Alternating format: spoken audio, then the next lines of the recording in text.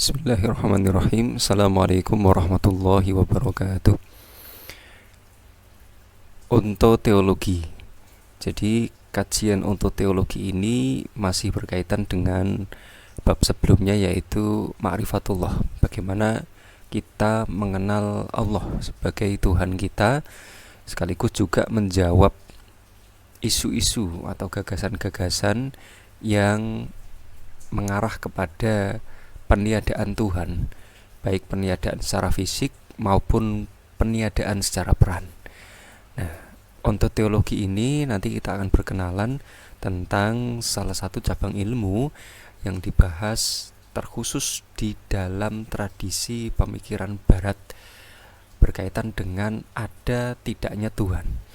Sebenarnya konsep ada tidaknya Tuhan itu di dalam pemikir-pemikir Muslim itu sudah berkembang. Pembuktiannya itu sudah terjawab sebagian.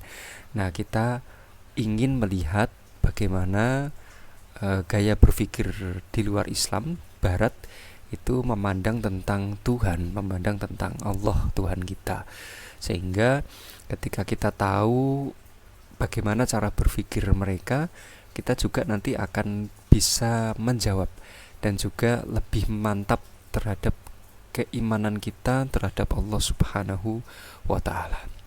Baik, ontoteologi ini istilah ya, ini sering digunakan dalam konteks perdebatan tentang hubungan antara agama dengan tradisi filsafat yang membangun penjelasan teori metafisik.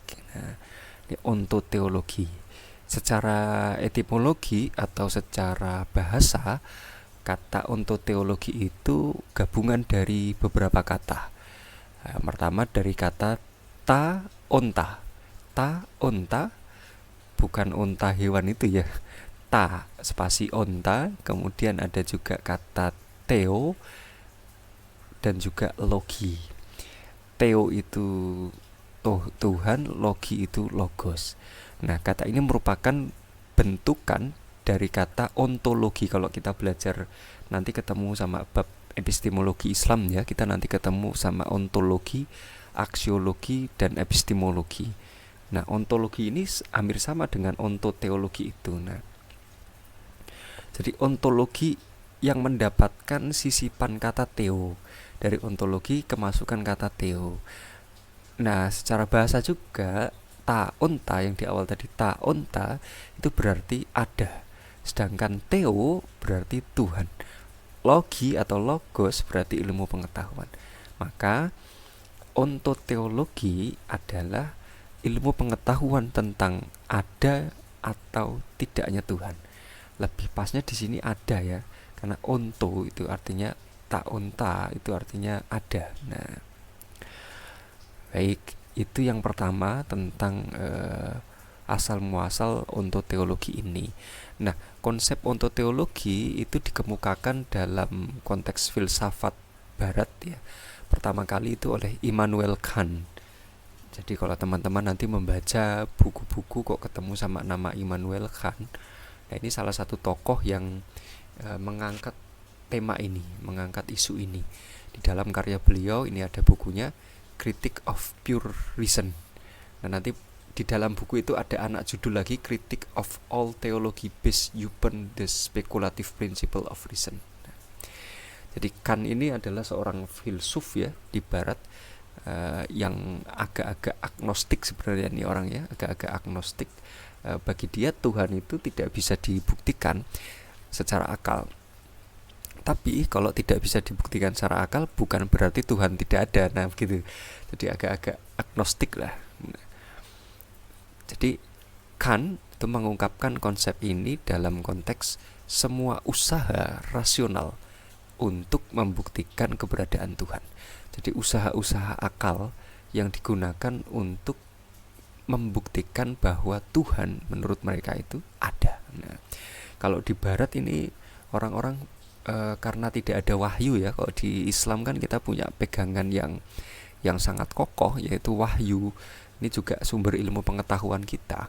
Kalau di Barat mungkin jadi problem ya, wahyu itu jadi sumber pengetahuan. Tapi kalau di dalam agama kita Islam, wahyu atau khobar sodik itu jadi sumber ilmu pengetahuan. Meskipun di dalam wahyu itu tidak dipandang menurut barat, tidak empiris, tidak rasional, tetapi kita beriman kepada Allah, kepada apapun yang Allah turunkan di dalam Al-Quran secara mutlak gitu. Dan ini mudah, kita tidak bingung bulat gitu. Tapi kalau di barat itu masih ada pemikiran-pemikiran yang berusaha membuktikan Tuhan itu secara rasional, karena memang basis wahyu ya tidak ada sebagaimana di dalam tradisi keagamaan dalam Islam. Nah, ada dua problem ketika kita belajar tentang ontoteologi itu. Jadi ontoteologi itu adalah teknis, logos, wacana, ilmu pengetahuan yang membahas adanya Tuhan. Nah, ketika kita membahas tentang adanya Tuhan, dalam hal ini ya Tuhan kita Allah, nanti kita akan menemukan dua problem ini paling tidak, yang paling sering ketemu ya. Nah, yang pertama, sampai hari ini belum ada jawaban tuntas nih untuk yang problem yang pertama ini. Tapi kalau yang kedua nanti bisa kita jawab. Nah, sudah banyak yang membahas dan tuntas jawabannya. Nah, yang pertama kita melihat bisa nggak sih Tuhan itu dibuktikan secara rasional. Nah, kalau yang kedua kan bisa nggak bahwa keimanan itu rasional gitu. Dan yang kedua lebih mudah, karena keimanan itu lebih mudah dibuktikan secara rasional. Kepercayaan bahwa manusia itu punya fitrah, punya kecenderungan untuk percaya dan bersandar pada sesuatu, itu lebih mudah dibuktikan.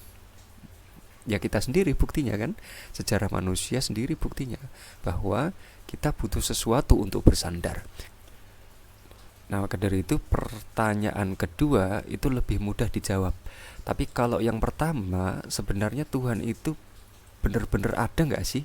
Bisa masuk akal nggak sih? Nah, itu sampai sekarang orang-orang masih berpolemik di pertanyaan nomor satu itu. Nah, kalau yang kedua kan, kalau sudah percaya itu bisa nggak dirasionalkan itu? Membuktikan bahwa iman atau kepercayaan itu bersifat rasional itu mudah nggak? Nah, ini kan lebih mudah yang kedua ini.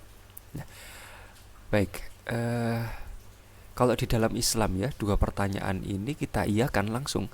Membuktikan adanya Tuhan itu bisa nggak secara rasional? Bisa, ya bisa.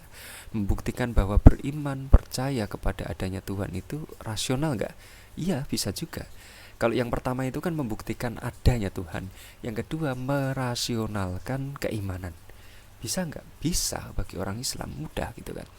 Tapi ini nanti menjadi berbeda ketika kita memandang atau melihat perspektif orang di luar, begitu. Nanti seperti apa mereka berpikir, kita akan melihat.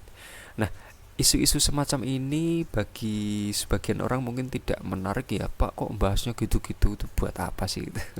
Nggak menarik. Padahal kalau isu dan pembahasan ini tidak kita perhatikan dengan baik, ini hal yang bersifat eksistensial. Kalau bahasanya Heidegger itu eksistensial.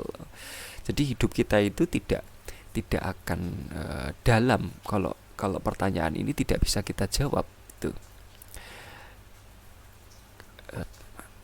Maka kita harus bisa nanti menjawab dua problem ini, yaitu membuktikan bahwa Tuhan itu ada secara akal. Jadi akal itu bisa nggak sih membuktikan Tuhan itu ada? Yang kedua, kalau kita sudah percaya bahwa Tuhan itu ada, kepercayaan kita, keimanan kita itu bisa nggak sih kita rasionalkan? Nah, itu paling tidak seperti itu.